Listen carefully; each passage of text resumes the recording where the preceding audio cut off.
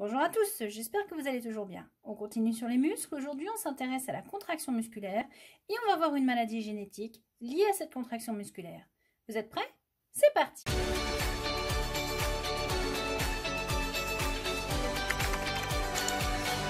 Intéressons-nous à la source d'énergie de la cellule, c'est-à-dire l'ATP. La contraction d'un muscle squelettique à l'origine d'un mouvement volontaire nécessite un travail cellulaire. Les cellules musculaires effectuent ce travail en transformant l'énergie chimique des molécules organiques en énergie mécanique. L'ATP est un intermédiaire de cette conversion.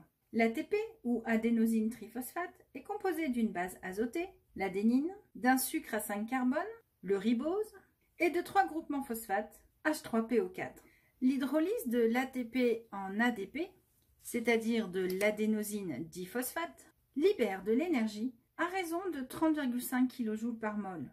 On parle de réaction exergonique. L'ATP est donc une molécule qui stocke de l'énergie en créant une liaison phosphate lors de sa formation par phosphorylation.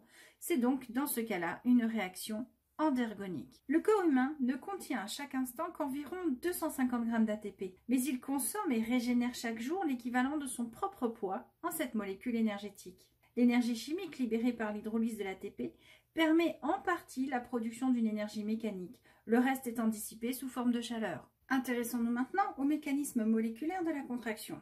Cette contraction va se dérouler sur 4 schémas en 7 étapes. Dans un premier temps, les têtes de myosine vont fixer une molécule d'ATP. Cette fixation provoque la séparation des têtes de myosine du myofilament d'actine avec lesquelles elles formaient un angle de 45 degrés environ. Dans un troisième temps, les têtes de myosine vont réaliser l'hydrolyse de l'ATP et vont donc obtenir de l'ADP et du phosphate inorganique. Cette hydrolyse leur permet de changer de conformation et de se positionner perpendiculairement à l'axe du myofilament d'actine. Les têtes de myosine, porteuses d'ADP et de phosphate inorganique, se lient aux molécules d'actine. On parle de complexe actomyosine. Il y a alors libération de l'adénosine diphosphate et du phosphate inorganique, ce qui provoque la bascule à 45 degrés de la tête de myosine et l'attraction de l'actine. Le raccourcissement des sarcomères est donc dû à un cycle de liaison-dissociation entre actine et myosine associé à des changements de conformation des têtes de myosine. Ce cycle se produit tant que de l'ATP est disponible et que la concentration en Ca2+ est élevée, au moins 1 micromol par litre, celui-ci étant nécessaire pour démasquer les sites de liaison situés dans les molécules d'actine. En effet, le filament d'actine est maintenu stable par 2 protéines, la troponine et la tropomyosine. Celle-ci est très longue et enserre les filaments d'actine. La troponine, importante pour le maintien du filament d'actine, masque les sites de liaison de la myosine avec celle-ci. Pour dégager ce site de liaison, pour permettre à la tête de la myosine de s'accrocher, il faut donc faire basculer le filament sur lui-même. Et cela va se faire grâce au Ca2+, qui est libéré par le sarcoplasme de la cellule au moment de l'arrivée du potentiel d'action. Intéressons-nous maintenant à une anomalie touchant les muscles, la myopathie de Duchenne. La myopathie de Duchenne touche essentiellement les garçons. C'est une maladie génétique provoquant une dégénérescence musculaire et l'espérance de vie des personnes atteintes est de 30 ans. Cette maladie est caractérisée par un dysfonctionnement de tous les muscles, que ce soit les muscles striés squelettiques, striés cardiaques ou les muscles lisses. Ce dysfonctionnement aboutit à une hypotrophie musculaire, c'est-à-dire à un retard de croissance des muscles. Cela provoque chez l'enfant un apprentissage retardé de la marche, de nombreuses chutes et des difficultés à se relever. Cela aboutit au final à une perte de motricité vers l'âge de 10 ans. On observe en général vers l'âge de 3 ans un début d'atrophie du muscle cardiaque.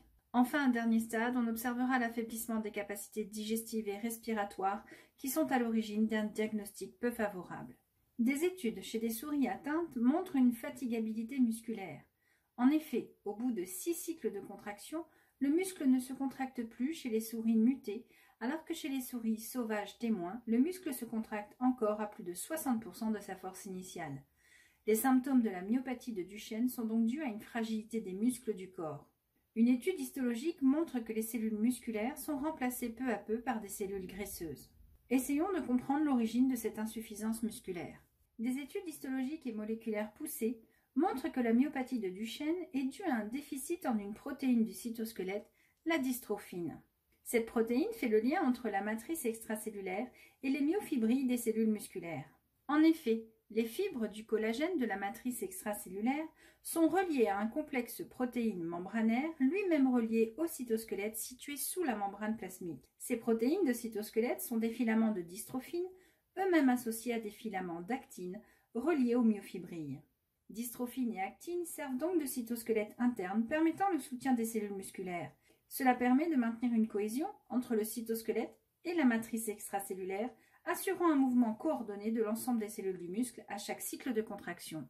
Une étude histologique par fluorescence montre que chez des individus sains témoins, la dystrophine, ici représentée en vert, est présente au niveau de toutes les membranes plasmiques des cellules musculaires, les myocytes ici en noir. Chez les personnes atteintes de myopathie, on constate que la dystrophine a quasiment disparu des membranes des myocytes. Ainsi, chez les individus myopathes, l'absence de dystrophine entraîne une perturbation du lien entre le cytosquelette, la membrane et la matrice extracellulaire, ce qui abîme les cellules musculaires à chaque contraction. Leurs membranes se déchirent, laissant s'échapper des enzymes de type créatine kinase et laissant entrer du calcium Ca2+. Ces échanges finissent par tuer la cellule.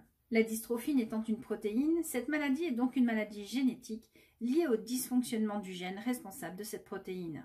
Le mode de transmission de cette maladie génétique est dit récessif et lié au gène DMD du chromosome X. Cela signifie que la maladie se déclenche chez les individus n'ayant pas d'allèle fonctionnel pour ce gène. Les hommes n'ayant qu'un seul chromosome X, ils ne possèdent donc qu'un seul allèle.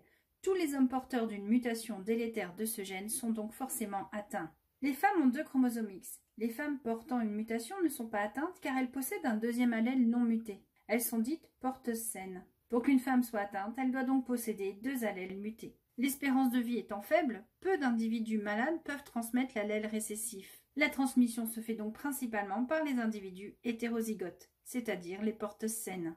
La transgénèse serait un espoir thérapeutique.